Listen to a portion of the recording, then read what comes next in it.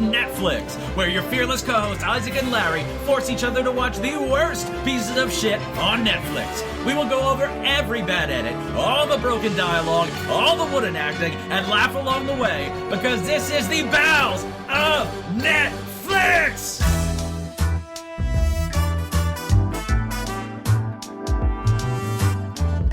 Alright, welcome to the Bowels of Netflix. I'm Isaac, and with me as always is my fearless co-host Larry. How are you doing this week, Larry? I'm doing great. What is your favorite 16-year-old blonde teenager? Like, give me a name. I don't know any teenagers.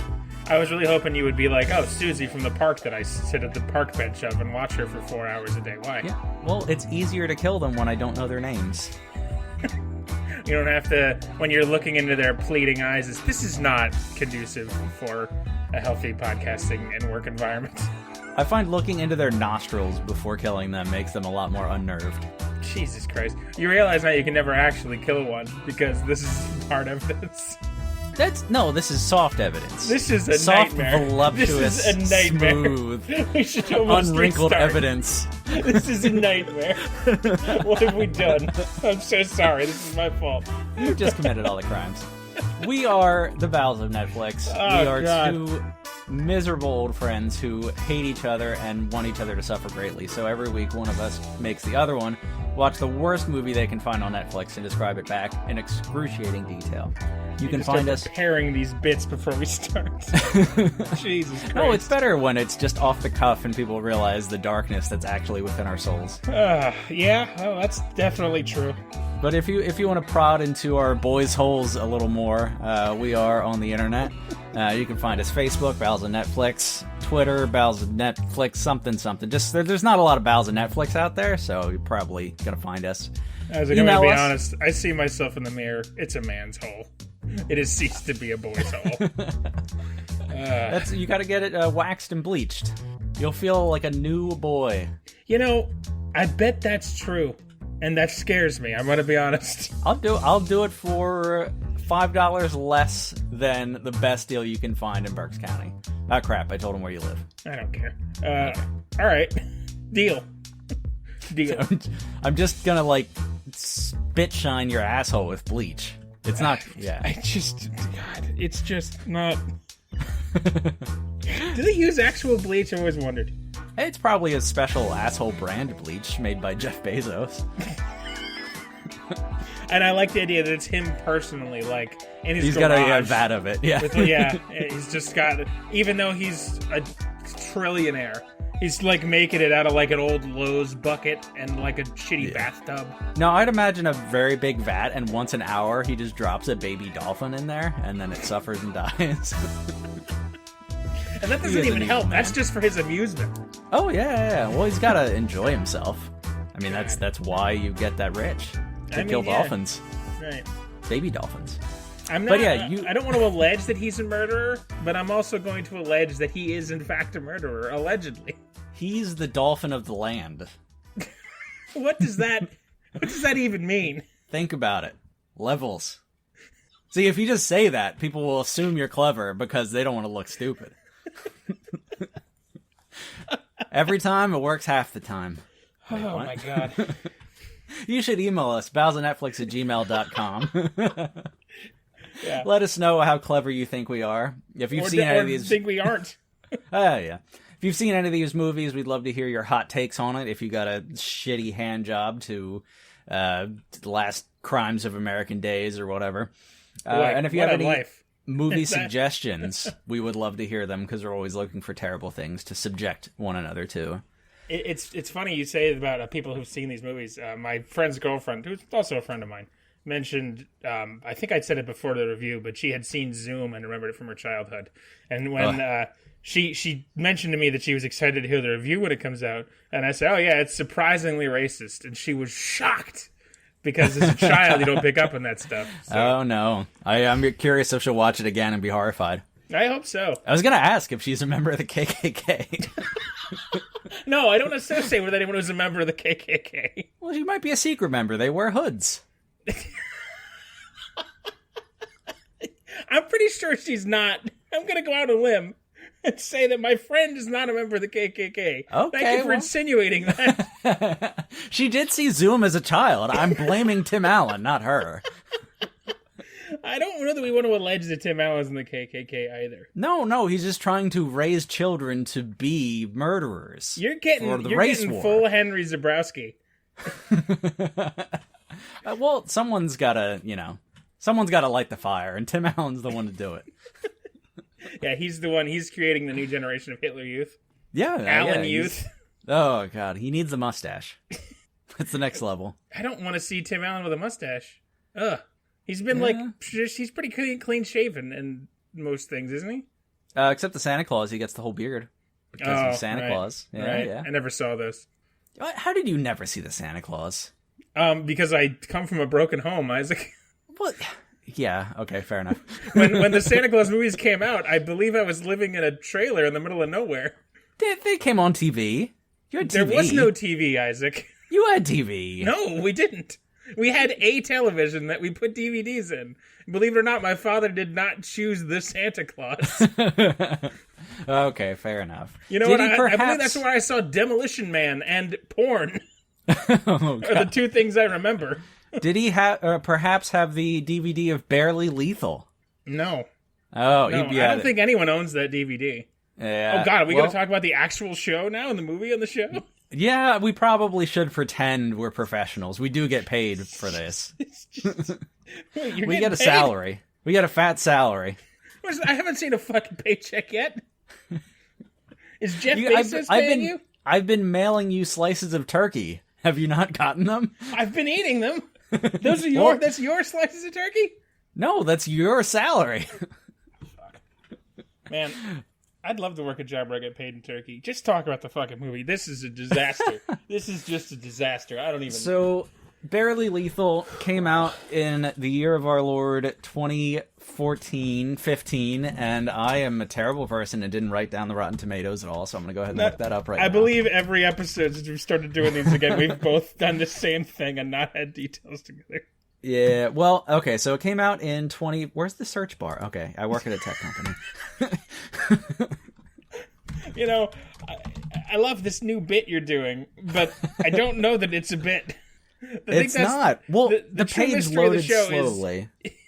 The true mystery of the show is Isaac's ineptness at using the internet a bit. Yes. Spoiler, he edits and posts, he does all the work for this show. I just show up and laugh at him and yell at him for an hour and a half. He does all the hard work. No, I have a little slave trio from the moon. They're made out of cheese. They do everything. I was going to say something that would probably not have been good, so I stopped. I saw the wheels turning. Went with cheese people, because I can't get in trouble for that, can I? Yet. Right? Big Gouda's going to come down, bring the hammer down on me.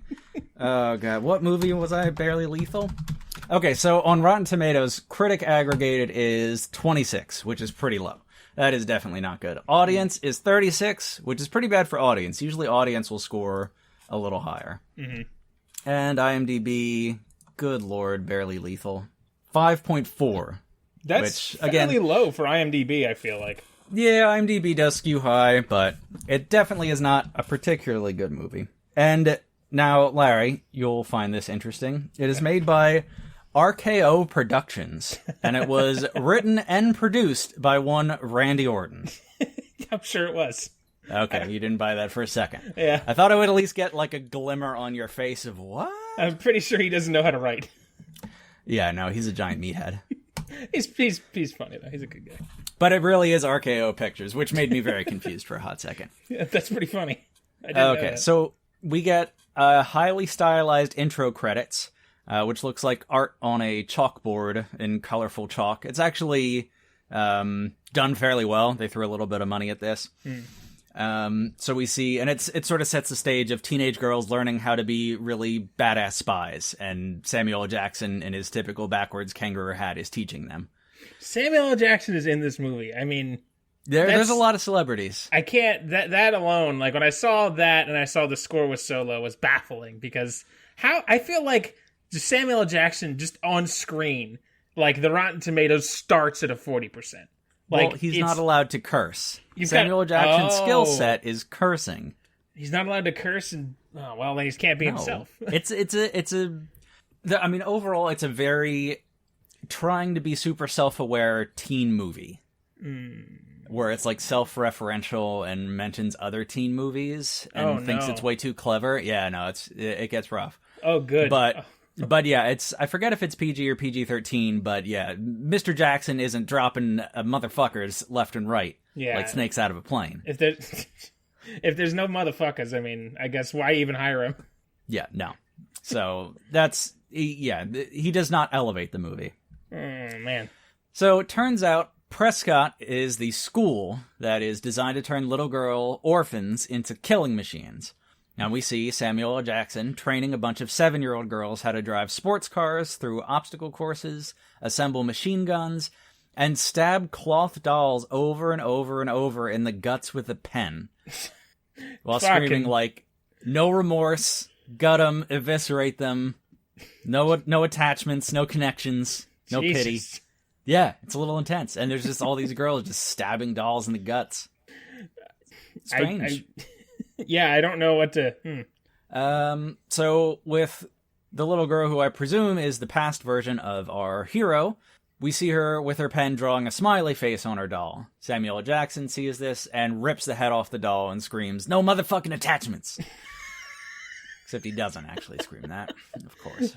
That would be a better movie. Oh my god, it would. If he could just be Samuel L. Jackson, I would be fine with this movie. That's the only problem. So our hero is naturally the most talented girl at the school. And we see a fight training sequence where 2 little girls in the midst of the fight turn into sexy teenage girls, which is conflicting for several reasons. Sexy teenage girls, audience. Let's just let that silence hang. Well, no, now I need to... I think... Okay, they're supposed... Shut up. They're supposed to be, like, 16, I believe. Sure. But I think the bodies I'm looking at are 20. And I feel okay with that. He thinks. Well, I'm allowed to lick my movie screen. That's not a crime. No one is stopping you from licking the movie screen right above where a maybe 20-year-old is. Okay, so we have Haley Steinfeld. I didn't really know who she was, but Jerry Seinfeld's daughter. No, but I'm probably going to say Seinfeld instead of Steinfield or whatever it is a lot. So be prepared for that. But she was the Academy Award-winning supporting actress from True Grit with Jeff Bridges that came out in 2010, I believe. That's where she got her career launched, and she's been a bunch of other stuff. Yeah, great adaptation, and she's really excellent on that role. Yeah, she is not without talent, and she does fine in this role here. Kind of like, and again, teen movie that references other teen movies. They bring up Mean Girls, which is a great movie, and Lindsay Lohan is fine in it. Oh yeah, she's talked about it before. It's distressingly good. Yeah, but it's not, she's not. It's not a phenomenal role. It's not an Academy Award-winning performance. It's just it's a good movie, and Lindsay Lohan's good in it. Yeah, sort of the same thing here. Steinfeld is fine. Steinfeld, fuck. I'm gonna call her Jerry Seinfeld. That's gonna be a lot easier. So yeah, Jerry Seinfeld is our hero, and she's the best in the class. I can't wait until you start talking about Jerry Seinfeld's hot teenage body. I just can't wait because you will. Yeah, because you have a type. Yeah, Jerry Seinfeld. And it's underripe women. Or Jerry Seinfeld in heels, which is basically the same thing. I'd pay good money to see Jerry Seinfeld in heels. I bet he would do well. Probably. He's got the caps for it. Okay. So, Jerry Seinfeld, our little hero, sexy teenage girl, is the first spy to be activated, and we see Sophie Turner, the famed actress who played Sansa Stark in Game of Thrones. Don't hurt lady! God, lady. Stupid character. Sophie Turner is the rival spy who's bitchy. I really thought Sophie Turner was going to be the hero, but she's kind of like the enemy in this. She's playing Sansa Stark, is what you're telling me. Yeah, she's not a good actress. She's really not. She's fine. I don't know. I didn't like the character, but I I'm not going to talk about the Game of Thrones books because I'll have to blow my brains out afterwards because I could do it for 6 hours and then have really accomplished nothing. So we see Sophie Turner watching Jerry Seinfeld in her hot teenage girl clothes run off to do spy stuff, and she's sharpening a giant knife on the end of her bed. You are amazing. You are like clockwork. You are like Old Faithful. Yeah, well, when you decide to lean into something, you might as well.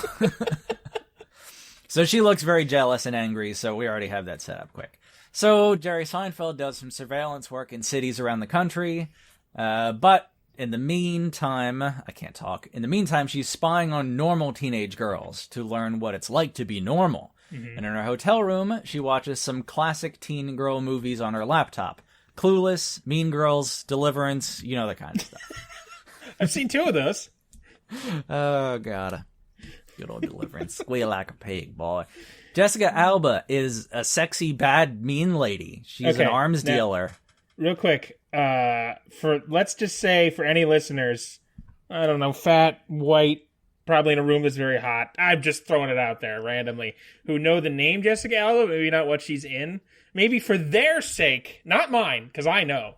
For their sake, maybe you could remind them who Jessica Alba is. I don't know much of what she's in. Was she on a show, Dark Angel? Was that a thing? That sounds like a bad 90s show or a bad 2000s video game. I think early 2000s. I think that's how she started. It might have been a different show, but... No, well, that's just one of those names I know, but I realized I don't know anything about her. She was famous for being hot young thing for a while, and now she's hot, like, almost middle-aged thing. I don't know. I really forget. She was in a movie called Honey that I never saw.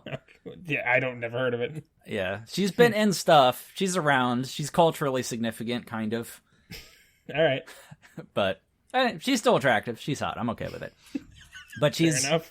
A arms dealer, and she sells big explodey things to terrorists. Samuel L. Jackson instructs all the teenage girls that they have to kill Jessica Alba before Jessica Alba kills them. Jerry Seinfeld is instructed... that's going to crack me up the whole time. Jerry Seinfeld is instructed to take the lead on the case. Sophie Turner is jealous of Seinfeld for secretly reading an article about Kesha? What? I can't even make sense of my notes. What the fuck? Yeah. Sophie Turner is jealous. Oh, okay. And outs Seinfeld for secretly reading an article about Kesha inside of the case file. She's got, like, the secret magazine inside of what she's supposed to be reading. Oh, and Samuel teen Jackson. Girls. I know, with their Kesha perfume. So we cut to Jessica Alba holding a gun to the head of 3 dudes on their knees with sacks over their heads. And it turns out that the last dude is not a dude, but it's Jerry Seinfeld, and she starts kicking some serious ass. Samuel L. Jackson and Sophie Turner are... My notes are a jumbled mess, so bear with me. Samuel L. Jackson and Sophie Turner are flying in a large cargo plane overhead.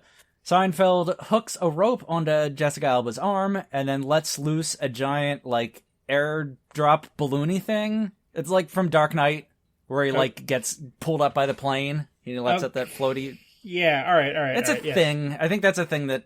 like, special forces actually kind of use. I think that's I've seen it in enough video games that it's probably a real thing. Yeah. Probably. So, yeah. And Jessica Alba gets hooked and pulled up by the plane, and Jerry Seinfeld grabs onto the rope at the bottom, so they're both getting pulled up by the plane, but Jessica Alba still has her gun, so she starts to shoot at Seinfeld, but Seinfeld cuts herself loose and falls into the river below. God, this is stupid. Oh. Jessica Alba didn't even have peanuts. What's up with that? just the bass line. I can't do Jerry Seinfeld slap bass.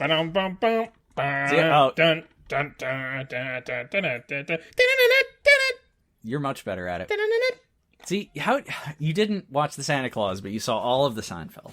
Yeah, that was the only... I think I've said it on this show before. Seinfeld the only and the thing your Green family Bay bonded Packers are literally the only things that every member of my family unequivocally love.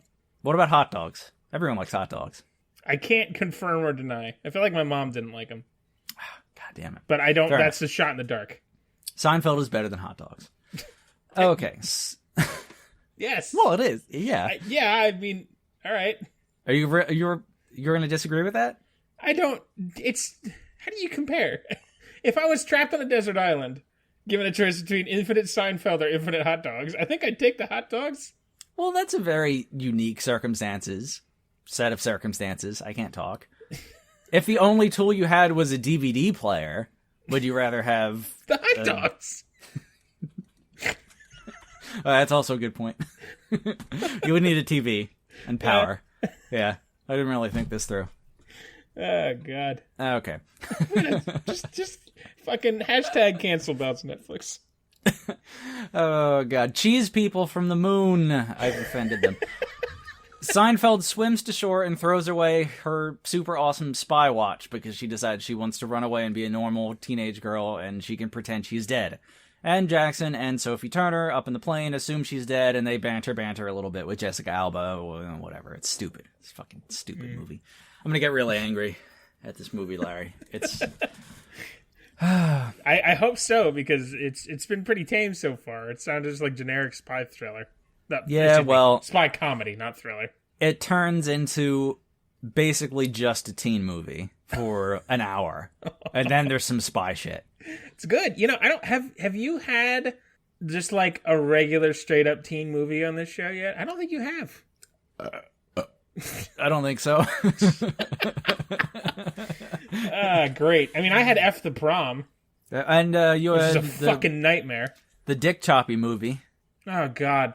That was too. pretty teeny. I mean, that at least that was couched in that was couched in like an adventure.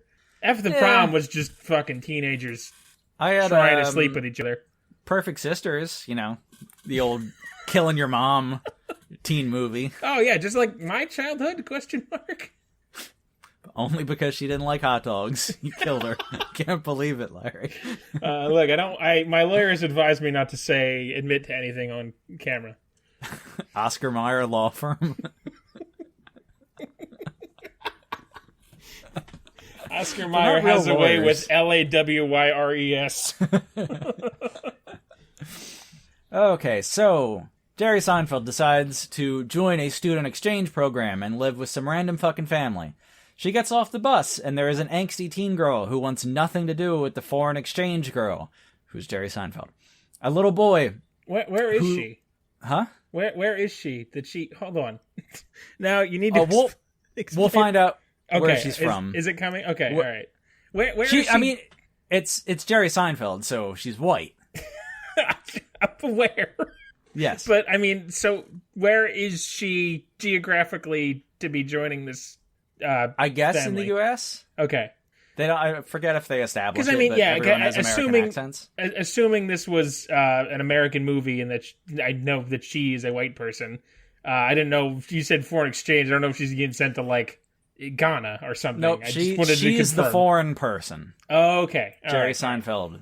We'll see. So sorry. Continue. There's also a little boy who slaps Seinfeld on the butt and asks her how much she likes tossed salads, and then there's a somewhat milfy mom. Mm-hmm. And then there's an awkward thing where there's a dad who's like Jerry Seinfeld goes up and hugs the guy, but the guy's not actually the dad, but he's like, he left the kids? I don't know. It's confusing, and it's never played out, and I didn't get it. Mm. And I didn't want to go back and rewatch it, because it made me angry. What was that about the tossed salads thing? Oh, the little boy brother who's like 7 slaps Jerry Seinfeld in the ass and asks her how much he likes tossed salads. And then there's a somewhat milfy mom. All right, that's okay. Got it. Yep, yeah, just wanted to confirm. Yep, you know. All right. Or I mean, there's a whole ass-eating capitulation that happens later. We'll get to it. Can't wait. Hard as Dickens. For a little boy, Larry, come on, stop it. He's not. He's doing the eat. Nope. You know what? Nope. I'm out. I'm out and tapping out of that joke. Continue. The happy little family eats dinner. The little boy is. Thank God, it's dinner. Jesus. Fuck. The little boy is training to be a ninja, and he talks about poop on the school bus. Gross. Not joking. Angsty teen is angsty, and she storms off. Jerry Seinfeld asks what mono is. Milfy mom says high school kids get it from kissing. It's kind of like mouth aids. The little boy says, "Ew, you just ruined my appetite." And he eats Seinfeld's ass. There it is. Now it makes sense. Now the scene just ties together, yeah. Full circle.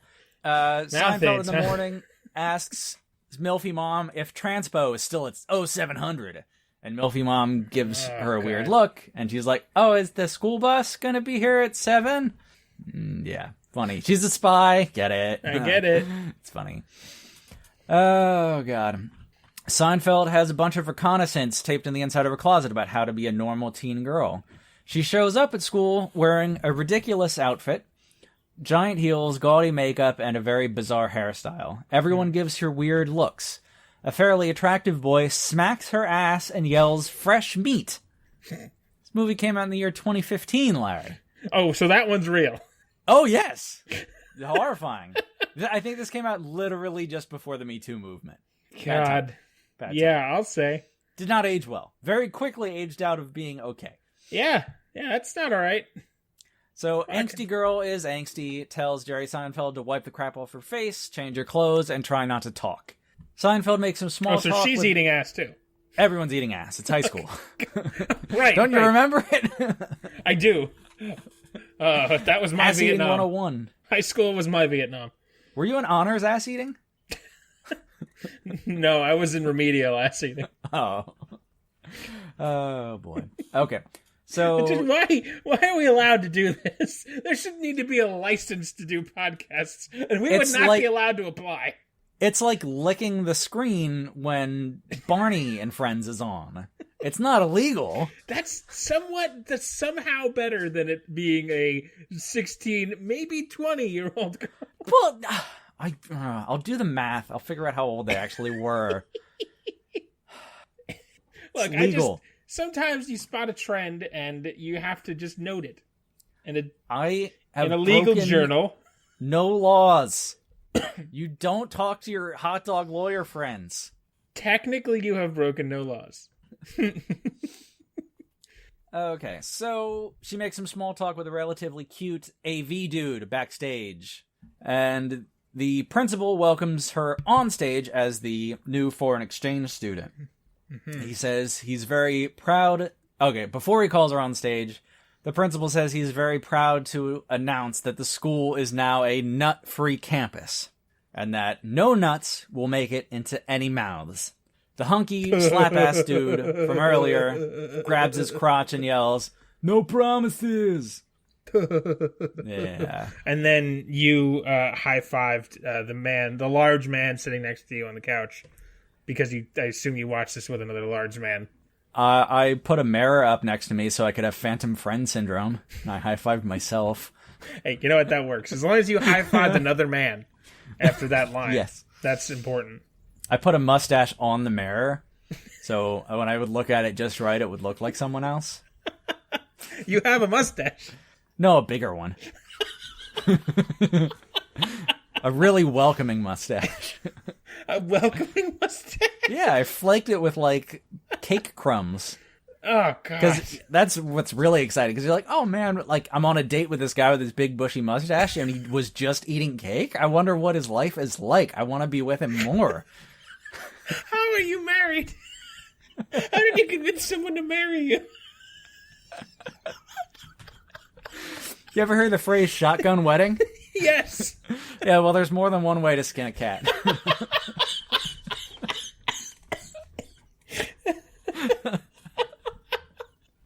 Oh, fuck's sake. God. Okay, so... Oh, Jesus. Seinfeld walks out on stage. She's the foreign exchange student from Regina, Canada. Oh, my God. You gotta be kidding me. The jokes. The crowd turns on her. They start chanting, "Take back Beaver." Oh, for fuck's sake. And then a pretty boy emerges from the shadows with a guitar. I thought you were going to say with a gun. No. If this is a spy movie, it wouldn't be that out of the realm. He starts crooning his little love song. "A girl from Canada, I'm just a simple manada. I could change all my planetas if your smile walked in on me." Height of romance. Yeah, isn't that an Adam Sandler song? I'm only half joking. Pretty close. And Jerry Seinfeld gets wet enough that it starts dripping down her ankles. So, Hunky Dude then performs on stage with his band, The Emoticons, 2015. Of course. Yep. And Hunky Dude and the girl have like a little on stage. They kind of whisper at each other and have a little conversation, and they're like kind of friendly. I don't know. We'll see. Sure. Love interest. But then there's the AV dude. It's going to be complicated. Romance. Yay. Fucking awesome. I feel like every movie about school, about a new student in school, has the scene where it's like, we're welcoming a new student today, and it's the main character of this movie. And yet I've been to high school, and that never happened. I was a new student. So was I. I was a new student many times. I don't remember. Yeah, I was never paraded in front of the class. Yeah, that's I think like they might a have thing. introduced me. That's a but thing. Like in I was every... still sitting. Yeah. Oh, you really got introduced? I think. Well, I like moved from across the country in the middle of the school year. I guess you were pretty young. 8th grade. Eighth grade. Yeah. Really? Yeah. Because I don't remember it though. It wasn't a life-changing event. Huh. Yeah, I changed schools halfway through 8th grade as well, in the middle of a divorce, and no fanfare was made about it. I mean, I changed schools many times, but like, I feel like that's pretty old to be doing that still. That's kind of surprising to me, actually. Yeah, I don't know. I don't know the protocol, but yeah, it wasn't a big deal. I don't remember. Like every movie and TV show that ever has like a new student introduction, I get it's just so you can fucking pan across the entire class and do a bit about everybody laughing at them, but it seems so hokey now. Because it's so overused. Right, yeah. Because it's like they all do that, and then, I don't know. If you've ever experienced this, or had seen someone experience it, write in and tell us, because I'm curious.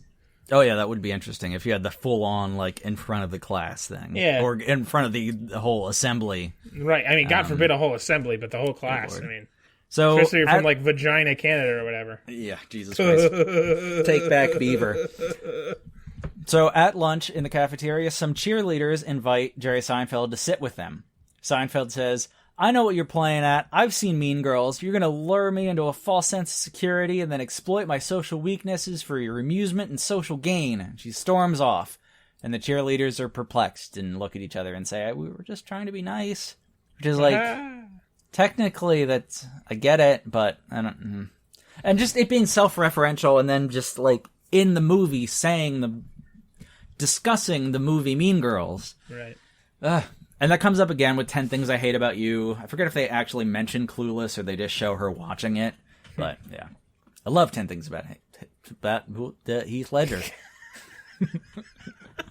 10 Things I Zoop Zap Heath Ledger. Yep, yeah, me too. It's my favorite. I've never seen that one. That's a good teen comedy, actually. Kind of like I didn't know it was a teen comedy. I just assumed it was like an adult romance movie, I think. No. It's based set in high school. Joseph Gordon-Levitt and what's his face? That's not Patrick Henry. That's not right. Heath Ledger. Why do I think Patrick Henry? Who the fuck is Patrick Henry? I think he's one of the founding fathers. Basically the same thing. They both played Joker. Yeah. No. Yeah. Joseph Gordon-Levitt is not a sell to me. Who is the other one? Heath Ledger. Yeah. Okay. That and is Julia Stiles is in it, who's hot as fuck. Of course. And who is she? Don't just say hot as fuck. Don't just say hot as fuck. Don't just say hot as fuck. Give me something else. You know the name. An actress. She's been in movies. Like 10 Things I Hate About You. Boobies. All right. I'll put it on the list. You didn't sell me to that. Oh god. Fucking why? So in chemistry class, Jerry Seinfeld makes frog puns with AV Nerd. I didn't write the frog puns down, but they were fine. This class is bound to be riveting or something. Whatever. Yeah, that kind of thing. So they're actually hitting it off. Why do they always hop? Why don't they just jog? What's up with that? The teacher is a fat, bearded, Hawaiian-shirted fella who tells the hunky rock dude from the emoticons, whose name is Cash. You kidding me? I'm not joking. Cash. Is this now? What was his name? Kevin from Last Days of American Crime. His last name was Cash. No. Is this young Kevin? Is this a prelude to Last Days of American Crime? It is a spy movie. It better not be, because this Cash is actually attractive. I would grate cheese between his ass cheeks. All right. He's very, very attractive. He's a hunky man. But the teacher is How old not. is he? Probably 20. How many times did you lick the screen while he was on there? I am a heterosexual man. I found him attractive, but not screen-lickingly attractive. All right. Well, thank God we've got that qualifier. I want to put that on a Tinder profile. The beefy, bearded, Hawaiian-shirted teacher does find him screen-lickingly attractive because he puts his arm around him and says, Cash, we totally have to have a jam sesh after school. I'm super good at playing the slide trombone. And then he mimes playing the slide trombone, which looks like he's deep-throating a horse, and I'm not making that up. I'm really, really not, Larry. Oh, man. It's weird. It's really uncomfortable. He also slaps Cash on the butt. There's a lot of butt slapping, like unrequited butt slapping. And this is a teacher to a student? Yes. That's like national news. Yeah. But there's the bro code where it's like, oh no, we're just sports buddies, even though they're not. Yeah, no, it's an adult and a child. He's 20. I mean, not in the movie. The more you say that, the more I see panic in your eyes. The Oscar Mayer lawyers are not in the room with me. 20. He's got to be. We almost got him. They're not here. Oh God, I'm going down. Some pigs in a blanket are going to bring me down. Where are we at here? I'm gonna come. Okay. Hunky Dude goes to slap Jerry Seinfeld's ass again, but oh right, she's a world-class spy. So she grabs his hand and smacks him onto a table, twisting his wrist, and he writhes in pain. So Jerry Seinfeld sneaks into the school in the middle of the night and changes the seating chart for the chemistry class, so she'll be next to Cash, therefore his lab partner. But the next day, it turns out that creepy chemistry teacher has picked Cash to be his personal special lab assistant for the school year. Does this movie turn into like a serious drama about child Remember the molestation? homage to Deliverance earlier?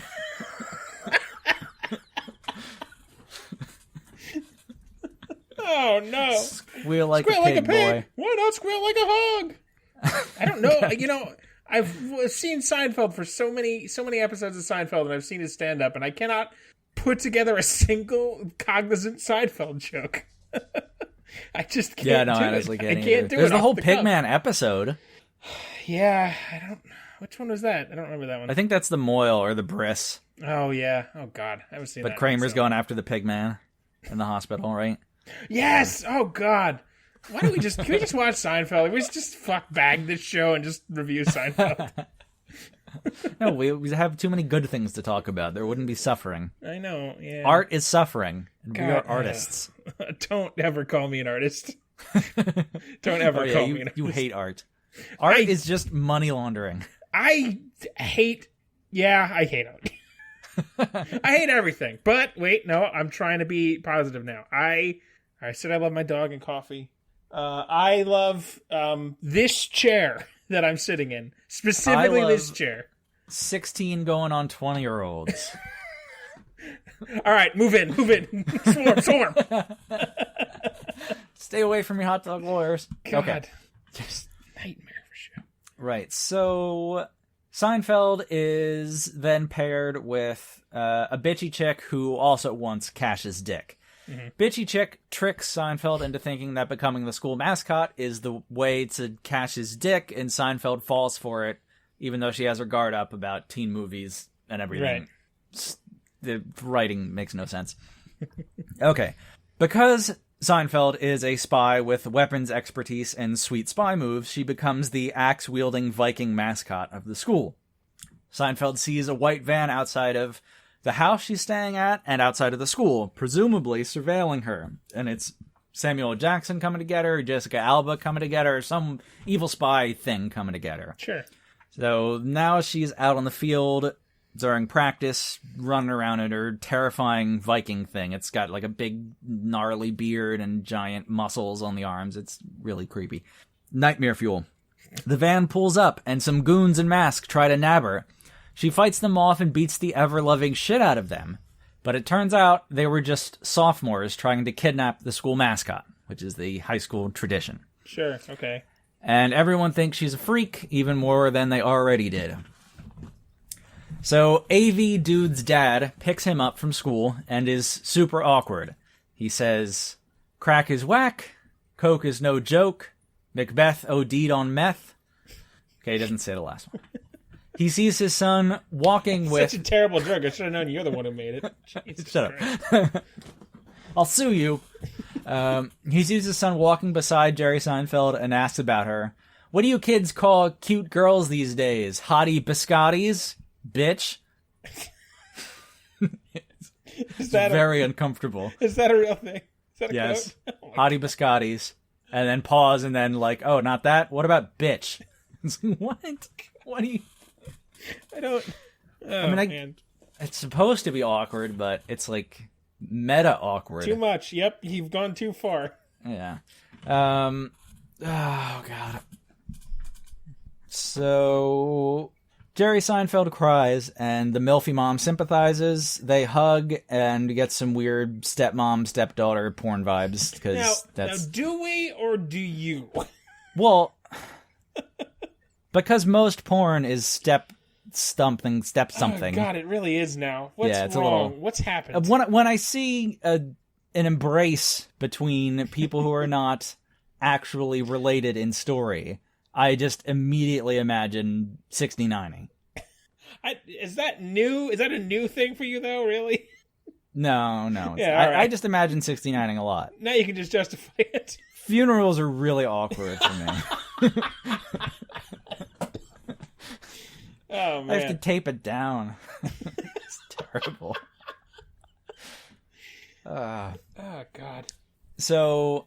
we finally cut back because we remember it's a goddamn spy movie because it's been like 40 minutes of just teen bullshit without any spies. I've almost forgotten. Yeah, Samuel L. Jackson's in this. He's the spy master. So he's interrogating Jessica Alba at the Prescott School place. Sophie Turner comes in and she and Jessica Alba wink and bond at each other, and I imagine them 69ing, which is actually pretty sweet. Jerry Seinfeld, suddenly we find out, is famous because her video of being a school mascot and beating the shit out of some sophomores has gone viral. Everyone at the school suddenly loves her, but still calls her Regina, but she's popular, and Cash is flirting with her, but Jerry Seinfeld's worried that the video going viral is a bad thing because she's the secret spy person. So there we go. Sure. AV Dude and Jerry Seinfeld flirt a little back at his house, and we get some... very bizarre 2015 Quiznos product placement in this scene. Interesting. Where there's just a Quiznos cup, and it's definitely not like someone left a cup, like the Starbucks cup from Game of Thrones. It's not like just was left on set. There's like 2 cups and a bag. It must be Sophie Turner. I think she's doing it. She's the link between these movies. She's making that big Quiznos money. Yeah, that's interesting. I wonder how much Quiznos paid for that. And didn't they go out of business like around then? I don't think they went out of business. Oh, they didn't? I thought No. There's none of them in Jersey. Are there still any up in PA? I think there's like one on the Turnpike. They're not out of business totally, but I think they've really gone down in reduction. They're one of those things I would like to eat once a year. Yeah. Okay. So the band, the Emoticon, shows up. The AV Dude is the sound guy for them. So AV Dude gets pushed out of the way. Oh, this love triangle is heating up. Oh, it's getting spicy like some Texas Pete hot dogs. Like the heat of a computer screen against your tongue. God damn. So Cash croons for Jerry Seinfeld, and they get all flirty. He plays some video games. Seinfeld keeps saying awkward spy things about how... I just imagined this teenage boy with an ass that won't quit just playing a cello, and Jerry Seinfeld in a full suit sitting at like an 80s club, like holding a martini glass. He tips to him with a big dopey smile on his face. See, now Larry, that is art. that is art. You paint that on a giant canvas, like stylized, and say Banksy did it, you'll make all the money. If anyone here is an artist, I will pay you for that image. I'll pay you whatever you think is fair for a painting of Jerry Seinfeld in like not a seedy 80s club, but like a dark 80s club, alone, right leg crossed over his left leg, like holding up a martini glass to a young, attractive man with an ass that won't quit playing a cello. I think the price tag is $35 million, Larry. I'll give you 45 hot dogs and no more. That's all that fits in my briefcase. It's a deal. I forgot about the briefcase full of hot dogs. How could I? Every time I look at it now, all I can think of is it full of hot dogs. Thank you. Ruined my life. That's just gonna consume you until it becomes a reality. The trajectory is on its path. Before I get rid of it, and whenever it finally gets destroyed, I will attempt to fill it full of hot dogs. If you... I don't know how you could plan this. If you ever have enough time where you're about to die, but you have enough time to fill that briefcase full of hot dogs and leave it next to your person, please do so for the sake of the mystery. If I have so many things, like if I knew I was going to die in like an hour, if I could just stop time for an hour to make me set up some elaborate something, I would love to do that. One of the good things I heard is future dating emails. Like, if you get a terminal diagnosis, just send out some really creepy emails, like 2 years after you know you're going to die. So, yeah, that's going to be a thing. And I'm now trapped in the internet. Help. The government's got my consciousness. Okay. So, yeah, this was a thing, because now I'm an old man. I'm pushing 40 now, so... That's a little extreme. Yeah, You're what, 32? I'm almost 32. Getting there. So in the movie, and I don't know if this is just a stupid thing for the movie. I'm assuming it is. I've also not seen it on the Reddits, which is where all the kids hang out, I know. Yep. But throughout the movie, they say the slang nickel and totem pole a lot. Totem pole, basically the same thing as totally, kind of. Like these have to be made up, and if they're not, I don't want to live on this planet. It's really got to be. But that's like, too much. This band rocks so hard, don't they? Totem pole. Oh my god, I want to vomit. Yeah. That really, I hope it's not real. That's extreme. So Samuel L. Jackson kidnaps Jerry Seinfeld. She is tied to a chair. Another headline I'd hope to read one day in the New York Times. Samuel L. Jackson is kidnapped Jerry Seinfeld. And then Steve-O is about to go to town on Seinfeld's nipples with the exposed wires of a car battery. Begging your pardon? Steve-O is about to go to town on Seinfeld's nipples. Steve-O, the jackass, quote-unquote, celebrity? Yes. All right, yep. Actually, I mean, I'm guessing the child is not topless, but is he actually going to, like, jam her in the boobs? He has a car battery. Wow. He doesn't go for the nipples, but it's when you have a car battery, when you have a car battery, you're going for the nipples. Right, right. Yeah. Jesus. Steve-O, huh? Yeah. So... How's his career doing? I think he's doing okay. He's making money. I guess that's all you can do, right? So... Jackson stabs Jerry Seinfeld in the leg with truth serum, and Seinfeld goes on and on about how she just wants to be a normal teenage girl, and she's about to get asked to homecoming by the hottest guy in the school, and it's not fair, and she just wants to be normal. And Steve-O very eloquently and empathically sympathizes with her about the struggle of adolescence, while the car battery is like sparking in the background. If anyone would, it'd be him. It's so he's almost playing funny. himself then. Little brother does some sick moves as a Ninja Turtle. And Jerry Seinfeld gets dropped off and is all druggy. Seinfeld and angsty teen... Sorry, I started like glossing over things because I was losing my mind. Seinfeld and angsty teen go to a giant-ass party that Cash invited Seinfeld to. Turns out Sophie Turner is at the party, and everyone loves her and thinks she's the bee's knees. Seinfeld pulls her into the bathroom, and they argue, and this is probably the only part of the movie that actually got me to really chuckle. They pull in the bathroom, and they're yelling at each other and talking about how they know Chris Hemsworth. It's weird, and just screaming about being spies, and like, I've been waiting to kill you for years, and the super spy lady's gonna come get you. You have to come back to the spy academy. And then the conversation ends, and they storm out, and there's been like a freshman boy just sitting on the toilet covering his genitals the entire time, and he's just like, What the hell was that? That's funny. That gave me a chuckle. Yep, so apparently they're going to war over now with their affections for cash. Angsty Girl and Hunky Dude, the jerk who smacked Jerry Seinfeld's ass from earlier, drink tequila in a bathtub and start bonding and have some cute little banter. And I think turns out characters are just... Wait, hold on. I just assumed they were like background antagonists, the hunky guy. Okay, I didn't know he turns into a character. Oh, okay. Yeah. Gross. Yeah, he has a little redemption arc where he becomes... A lot of characters in this movie. Yeah, actually, yeah.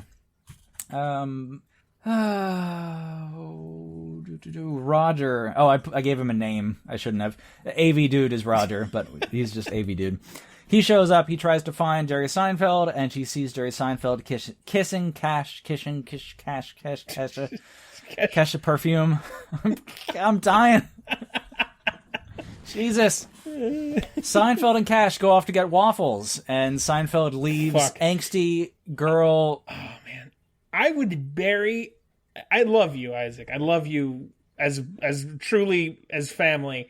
I would bury a knife to the hilt in your chest right now for a plate of waffles. Just a plate of waffles? Not even going out for waffles with Jerry Seinfeld? A Bowie knife to the hilt for a plate of waffles right now. I thought it was going to be going out for waffles in the middle of the night with Jerry Seinfeld, and then I would almost agree with you. Oh, that definitely. Just waffles? Fuck you. Just the waffles. You're an asshole. So, Seinfeld leaves Angsty Girl, who's now drunk off tequila, just sitting on the couch, and she gets dick drawn on her face in Sharpie. Sure. And the milfy mom is upset and talks about, we don't leave family behind, even when sexy dudes want to feed us waffles at a diner in the middle of the night. That's not cool, Jerry Seinfeld. Jerry Seinfeld gets all pouty. He's like, hey, I'm part of the family. Your hatred and sexual attraction to teenagers, the dueling dichotomies, the yin and yang in your head of that, really just makes it a blast to watch. Yeah, I should give you only teenage movies because it is a joy. Please, I can only rage masturbate so much. Your wife? I'm gonna break it off. Oh, is that what she said? Yes. See. She just screams that in the middle of the night. I don't know what it's about. Yeah, I know. It's a real stumper. And that's what we'll call it afterwards. Oh, God. Little stumper. Cancel bells on Netflix. Hashtag stump life.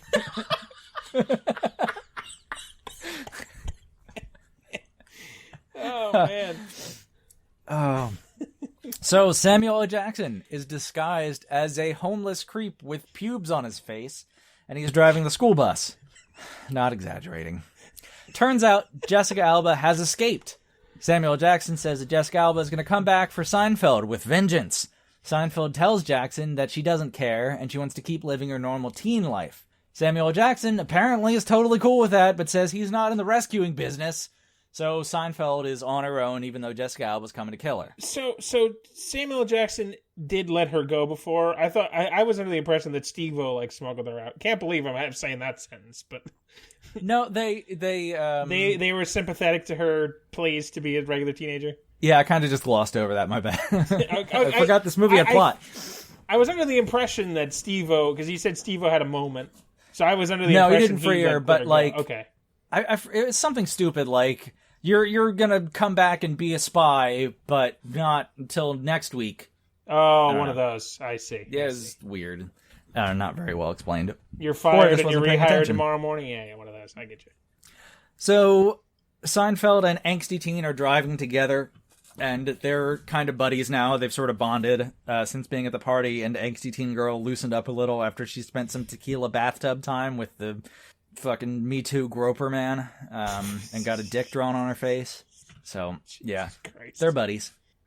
A black car with tinted windows pulls up, and a gun pops out of the window and starts firing at them, but we don't see who's driving the car. Mm-hmm. Seinfeld grabs the wheel, and an epic car chase ensues. During the chase, Seinfeld comes clean about being a spy to Angsty Girl.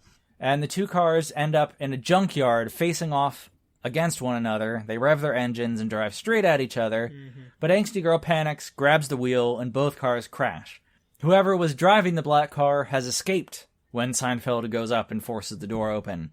But she can tell from the Kesha perfume left behind that it was Sophie Turner and not Jessica Alba. Dun, dun, dun. You're not kidding, are you? No, absolutely not. Oh my god. I just assumed you've been saying Kesha perfume because you're a dumb, stupid, monkey-brained idiot. That's a plot point? That's a plot point. Oh my god. That's the dumbest thing I've ever heard. Oh man, there's I swear to God, I've seen like a couple of different like movies and TV shows that even some that I like, where the solution to the mystery is like, oh, that's her perfume. It's like anybody can buy that fucking perfume. Right? Yeah, and just hey, you wanna fuck up the investigation? Just spray some of this on the crime scene. Seriously, like, oh man. Yeah, I'm sure scent is not an actual detective tool. Unless you're a dog. Probably not. Yeah, well, there's that. Yeah. Okay. Maybe Journey Seinfeld. Dog. Maybe Don't stop believing. I'm Journey Seinfeld.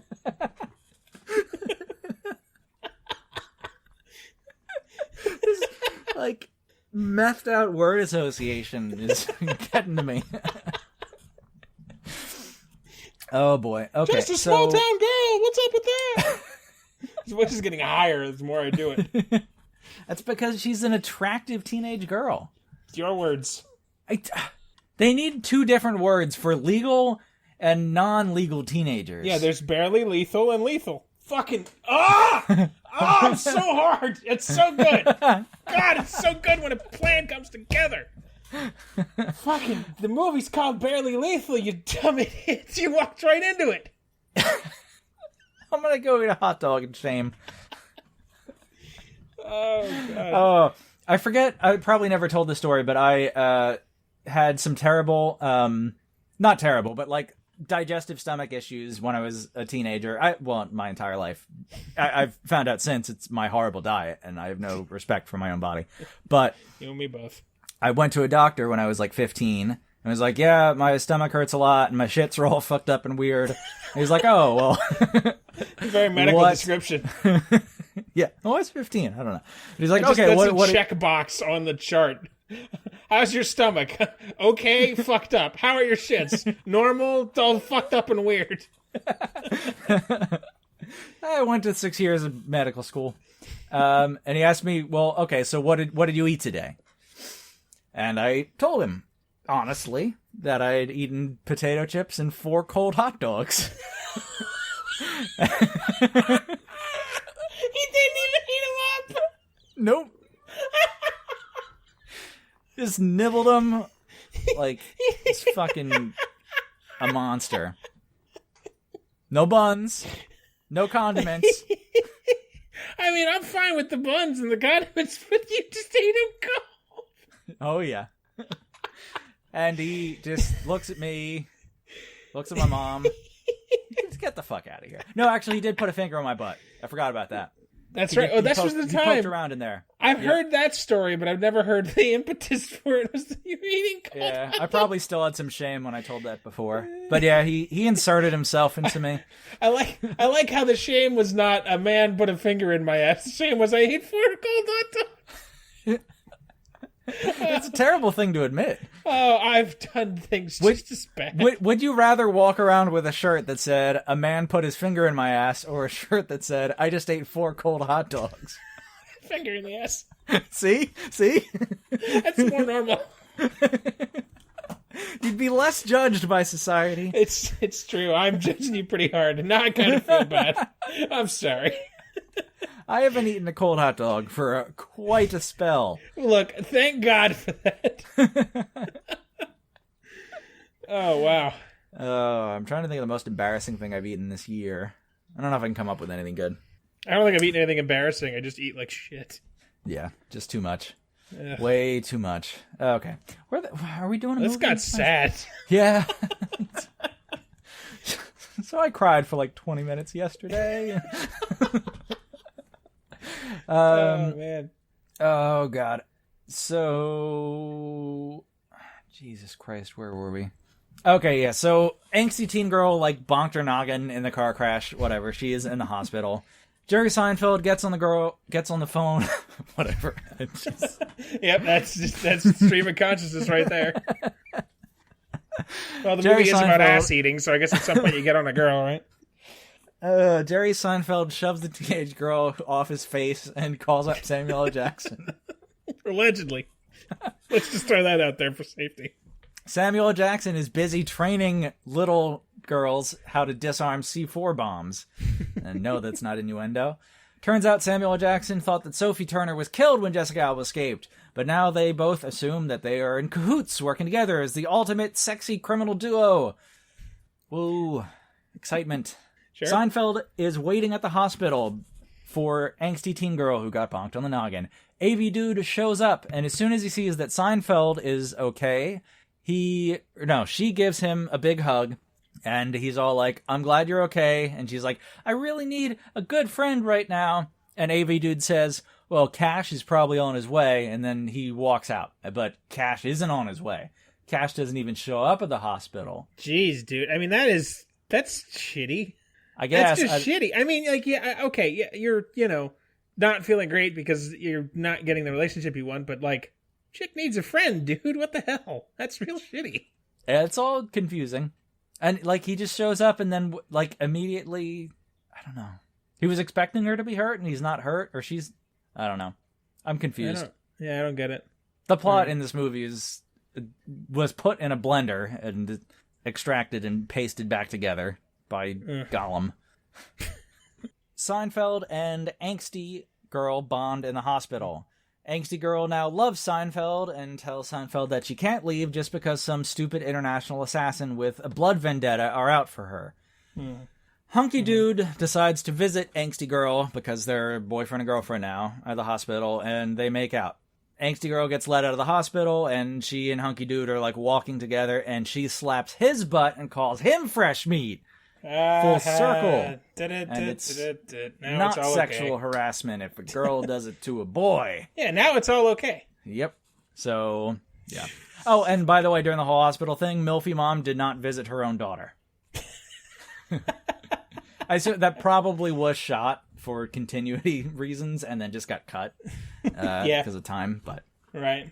Yeah, just slightly awkward. When there's a whole thing about the AV dude visits them in the hospital and Cash doesn't, and that's supposed to, but the mom isn't there. Like, it's just an extra level of the writing doesn't work. I guess that's why you've got to, like, they're trying to portray that the AV guy is the one who likes her more, but he just, I don't know. Yeah. That scene really bothers me. It's real shitty. She better not end up with him. I know she's gonna. Oh, yeah. Are you kidding? They make puns, Larry. They make puns. They're frog buddies. They're gonna make little tadpoles. I'm gonna kill you. I'm going to go to find where you live and kill you. You have my address. I know. I'm gonna send a hot dog assassin down there. I've been eating hot dog assassins my entire life, and they're starting to catch up with me. 4 days. My blood pressure will concur. I'm going to order a pizza to your house. When you open up the box, it's just going to be full of hot dogs. I go to get a blood draw, and they, like, pull the syringe back, and it's just hot dog paste. Oh, God. Hot dog paste. That is appetizing. Repulsive. Okay. Yeah, repulsive is the word. That's the word. So Seinfeld and angsty teen girl prepare for homecoming. And we get a teen movie girl montage of them trying on clothes and dancing and singing into nunchucks like microphones and playing with ninja stars and hand grenades and guns. Because it's also a spy movie and a teen movie. So get that overlap. Yeah. They bond by eating popcorn on the roof at night and have a whole conversation about killing people. And it's made to sound like if you heard it from the outside, they would be talking about the first time you have sex. Oh. But it's because Seinfeld hasn't actually killed anybody, and she's saying like, I've come really close before, like just there, but it's like I want the first time to be special. I really want to mean it. And Yep. Milfy Mom is in the background listening, is like, what are you guys talking about? Fucking? Get out of here, Mom! Yeah, and then they just shove some popcorn into her mouth hole, and that's pretty much it. It's the end of the scene. Gross. Yeah. Deliverance style. Oh, God, where are we? At homecoming. Seinfeld slowly realizes that Cash is a dense clod with nothing but a rockin' bod, and realizes that she's actually down to bone with a V-dude. So she breaks up with Cash, and Cash doesn't compute he's being broken up with, but creepy chemistry teacher comes over to him, puts his arm around him, and whispers, "Women, who needs them?" Very unsettling. And then Seinfeld goes over to AV Dude, and they flirt unto penetration. But it turns out that Sophie Turner is AV Dude's date to homecoming. Dun, dun, dun. Seinfeld and Turner take off their heels seductively and then have a crazy kung fu fight.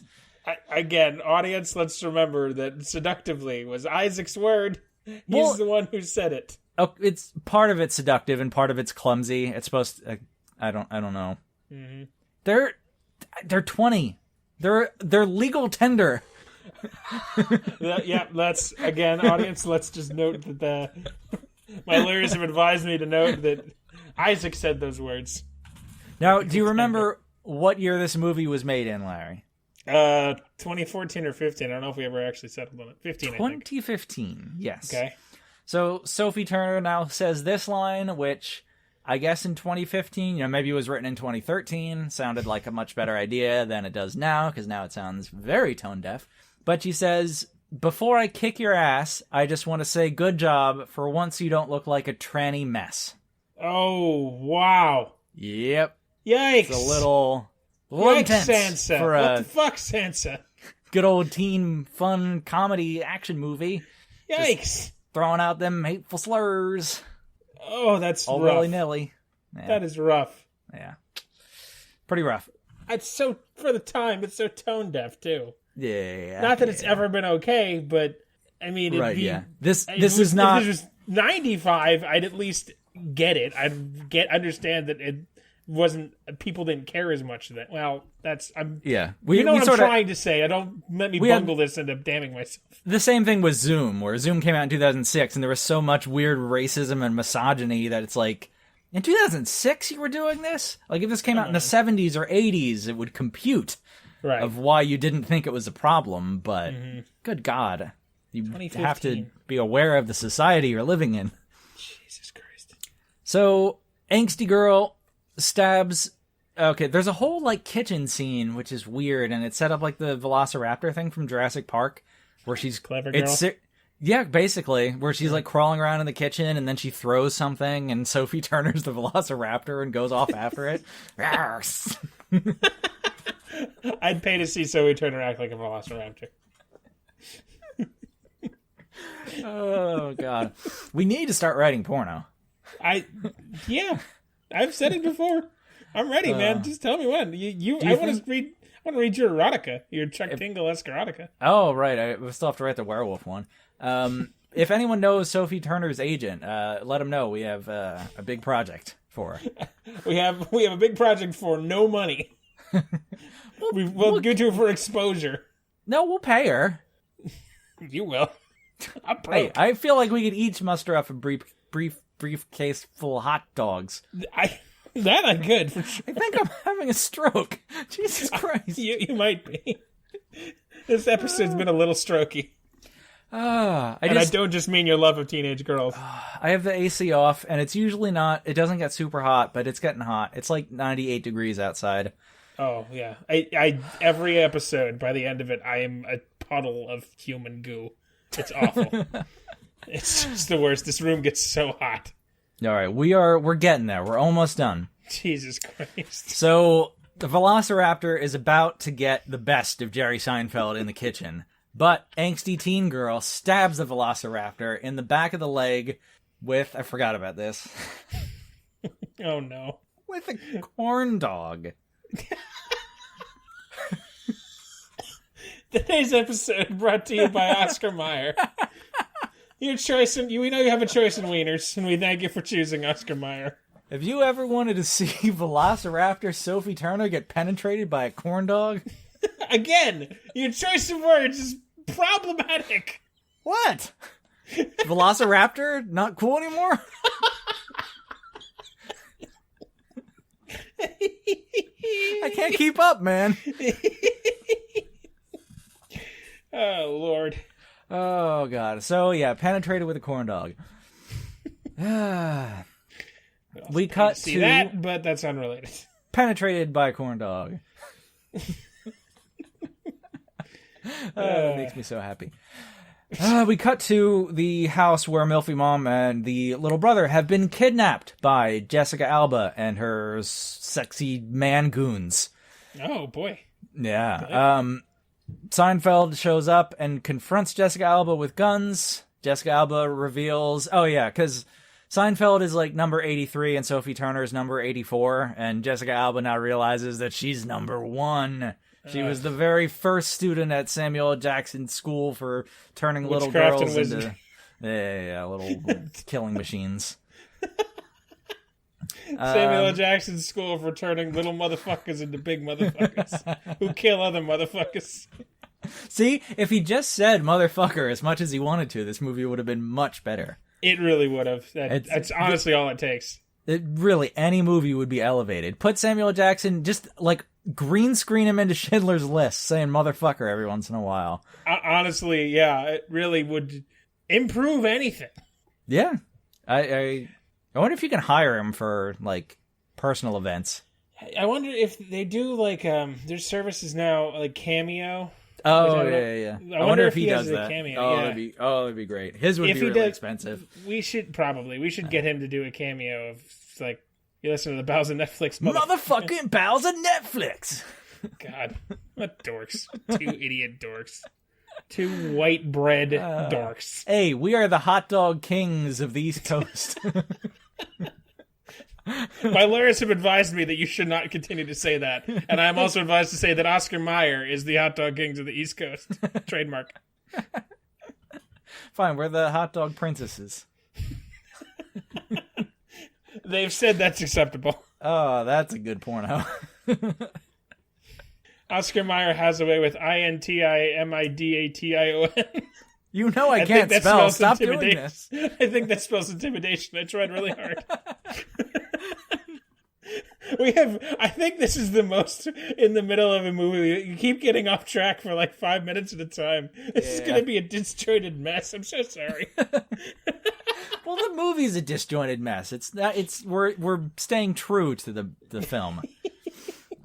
So, oh God, where are we at here? Okay, yeah, Seinfeld and Jessica Alba get in a sexy kung fu fight. Little boy throws a flashbang onto the ground and all the lights go out and Samuel L. Jackson pops out of nowhere and all of the little tiny Prescott girls who are not okay to look at show up and they tranquilize or dart Jessica Alba and all the goons. And Jerry Seinfeld hugs Samuel L. Jackson and Samuel L. Jackson has feelings and is like, oh, I actually care about you even though I said no attachments, whatever. Milfy Mom and Samuel L. Jackson squeak on off to Bone Town. Cash plays a romantic song for creepy chemistry teacher as they sit at the end of the dance in the empty gym alone. Okay. It's very disturbing. Seinfeld... It wouldn't be if they weren't teacher and student. That's the disturbing part here. Well, yeah, he's an actual pedophile. Not just like pretend pedophile, screen-licking pedophile. I have a wife.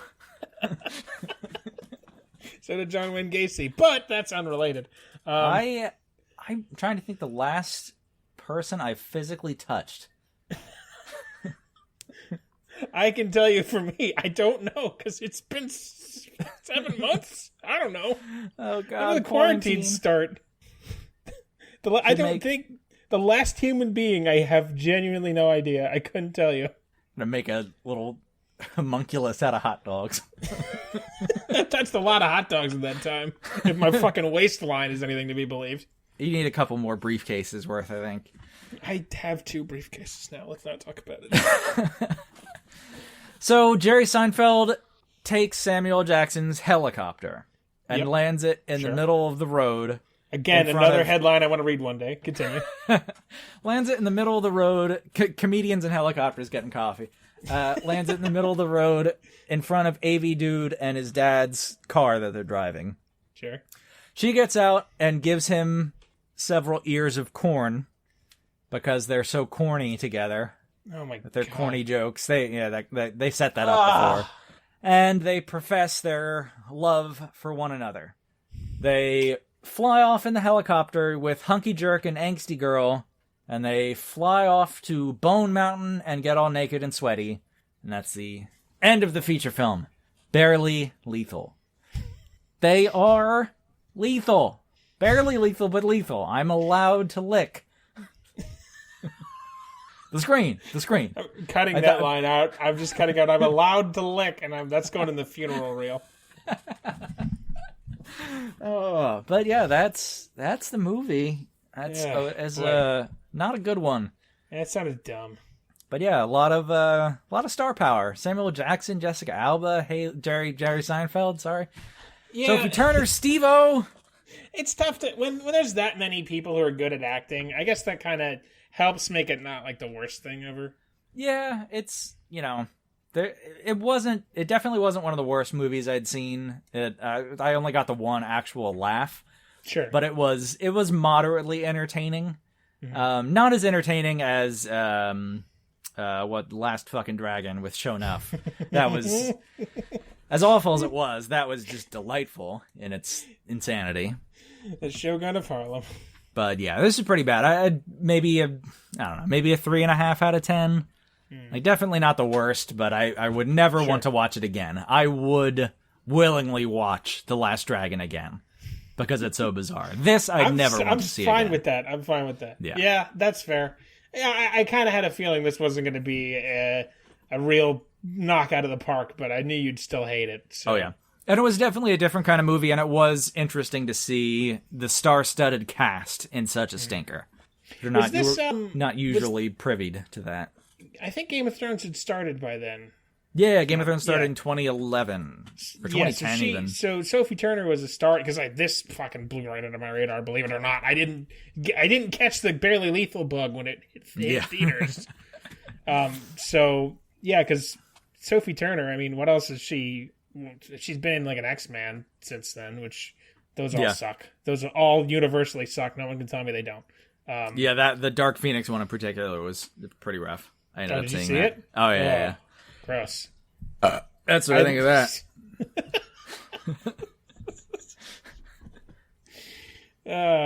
Well, that's that. No motherfuckers. Zero motherfuckers out of 5. That is correct. How do you put them in a movie without motherfuckers? I don't know. Unconscionable. But we do need to start thinking about the future, Larry. Oh, God. Because we're going to have a couple of movies over the next couple of weeks. And we got to have some stinkers. Can't stay in Seinfeld forever. No. Yeah, we have to have a movie that isn't starring Jerry Seinfeld for once. So... I have a movie for you that I know have seen before. You've been very excited about this, and I'm very scared. I found this in the same breath. Like, when I found Orgasmo was on Netflix, I saw this while I was gasping in titillation over the Orgasmo discovery. Because we have seen this. I think we watched it together way, way back when. Oh, no.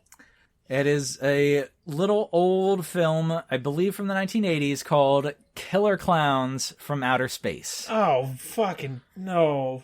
This is a fairly famously bad movie, too. Not quite The Room or, like, Troll. Is it The Room? Is that the really bad one? Yeah. Okay. Or Troll 2. No. But yeah, it's probably up there in most people's... Top 10, top 20. How does this keep happening? Why do I keep watching these goddamn... From the past. Oh, man. Now... Killer Clowns from Outer Space. By the way, clowns with a K because... Oh, yes. The 80s. An alien band of killer clowns. Let me say that again. An alien band of killer clowns descends from the cosmos to harvest scores of small-town victims, cocooning their prey in cotton candy to eat later. And this was before ICP. Is that true? I'm pretty sure. This is the 80s. I don't think ICP started before the 90s. Yeah, that sounds right. Okay, because ICP is pretty old in their reach. So, yeah, Can you imagine ICP being played in old folk homes? It's not. I can't wait. It's not that far away. I know. It's very exciting to me. Oh, no. I can't wait to see this generation get old. It's going to be interesting. Yeah. So I don't really, thankfully, I don't particularly have a clown fear. Like, I'm not afraid of clowns like some people have. That has what's the phobia name for that? Do you know? Clownophobia? Alexa, what's the name of fear of clowns? Colophobia. That's boring. That was not worth it. Clownophobia. Bozoophobia. So yeah, I don't remember. I don't think this is particularly jump scary, if I remember correctly. Oh no! It's terrible. There's no way it's scary. Yeah, it's like one of those. It's one of those that revels in being bad. Yes, it's like not trauma, which again still can't talk about it. But yeah, it's that style. It knows it's a bad movie, and it's okay with that. It even says like starring asshole 1, loser 2, no career 3. The genres, and then it's this movie is campy. So yes, it's junk. It's shit.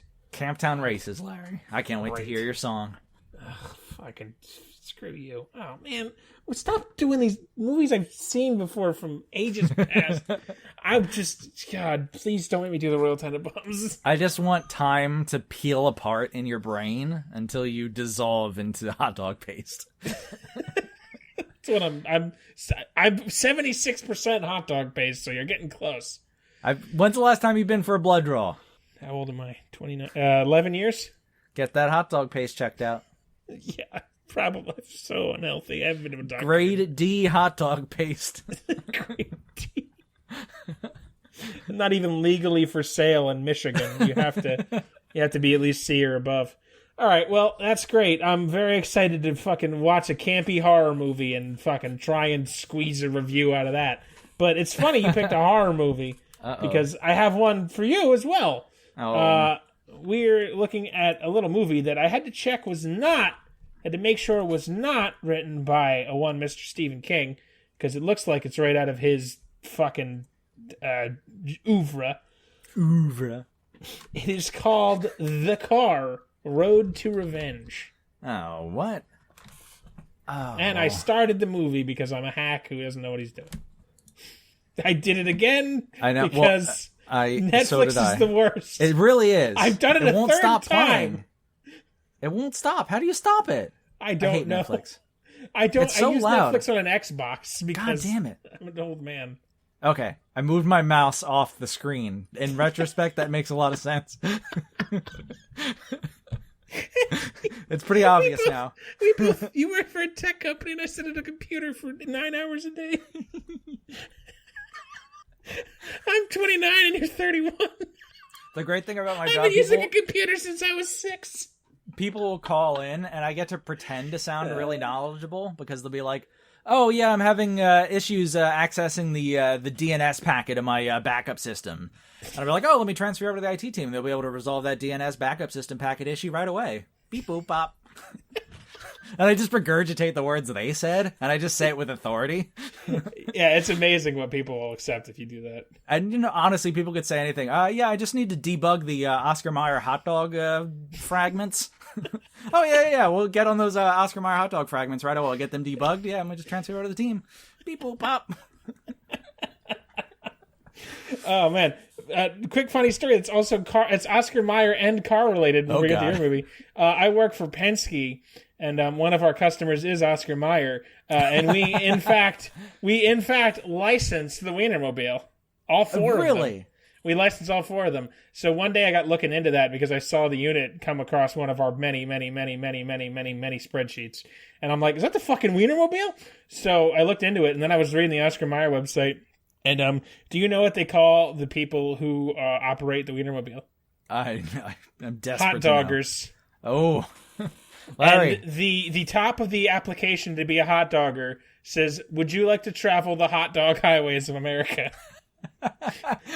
Which just seems so fitting considering this Oscar Mayer talk. I think you need a career change, Larry.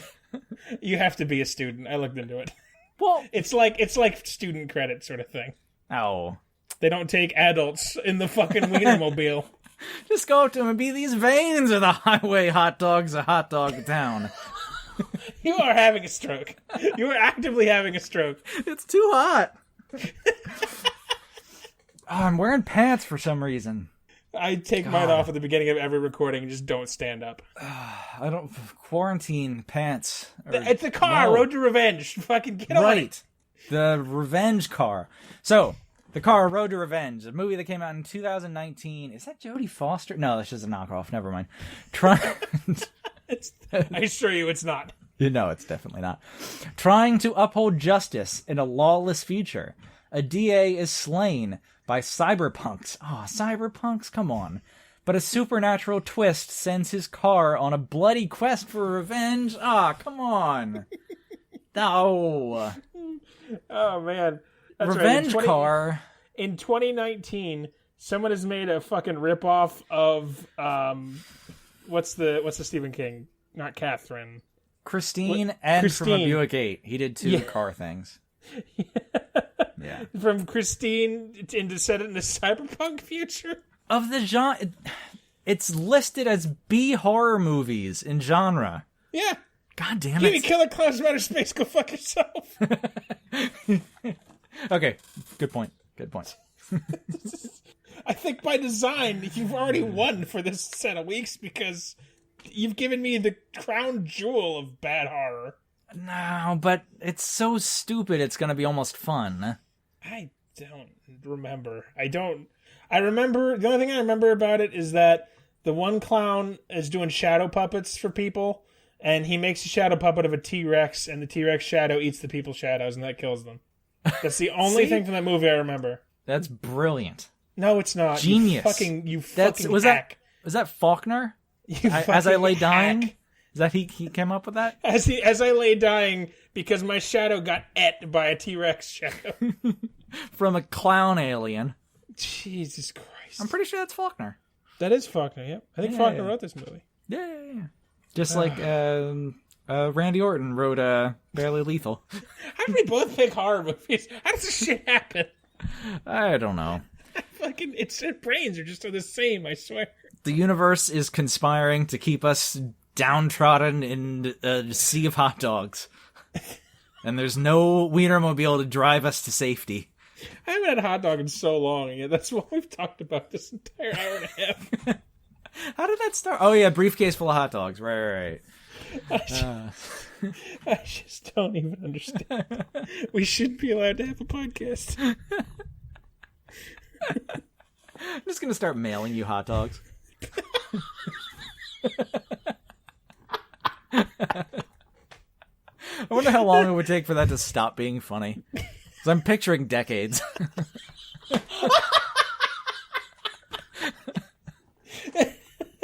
Oh man, I just want to see I just see in my head the mailman. My stepfather used to be a mailman, picking up a soggy envelope that's dripping hot dog water into his lap.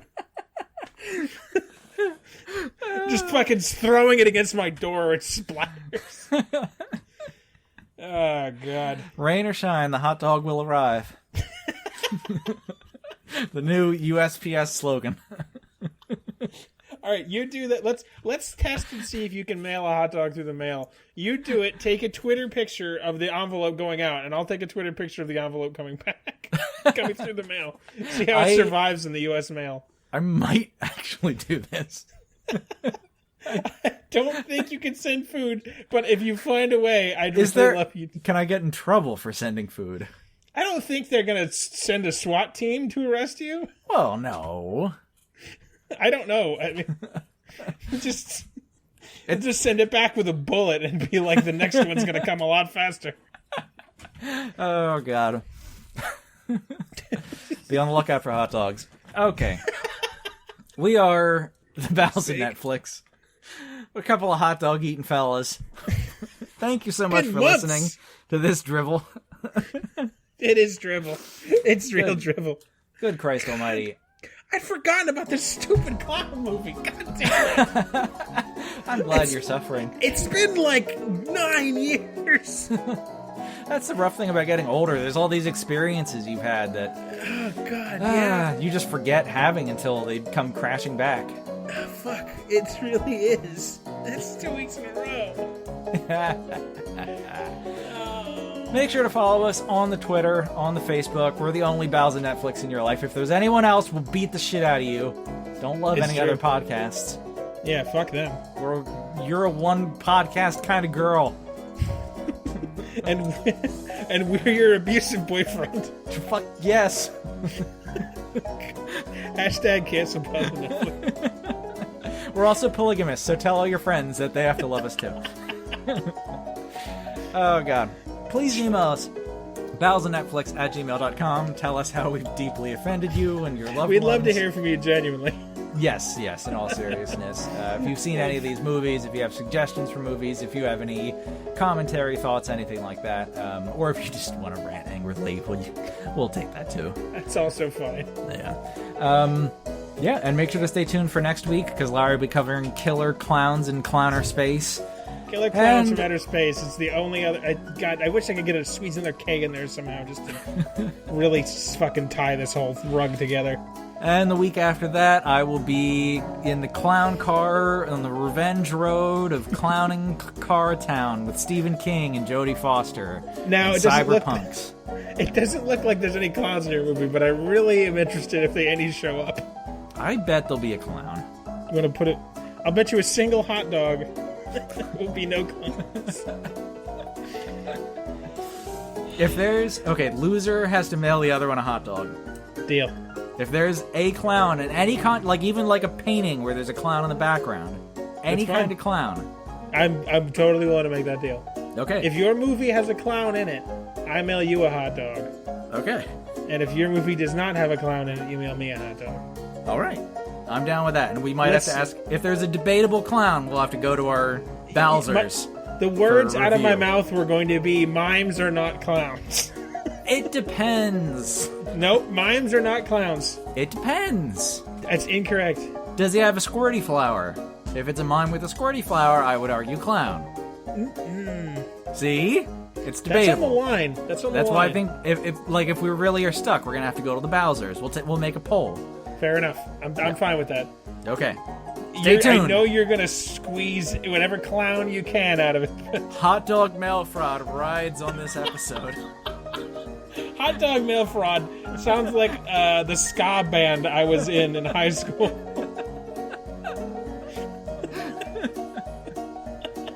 Hot dog mail broad sounds like a very progressive pornography. We gotta stop talking about hot dogs. This movie had nothing to do with hot dogs, and that's all we've talked about. We're the biggest hacks in podcasting. There's something deeply, deeply wrong with us. Fuck's sake, you're having a stroke. I'm just fat. Why do you think I'm having a stroke? Oh, God. Thank you so much for listening. God, we adore you. We'll see you next week. Smell you later. What's up with that? I'm such a hack.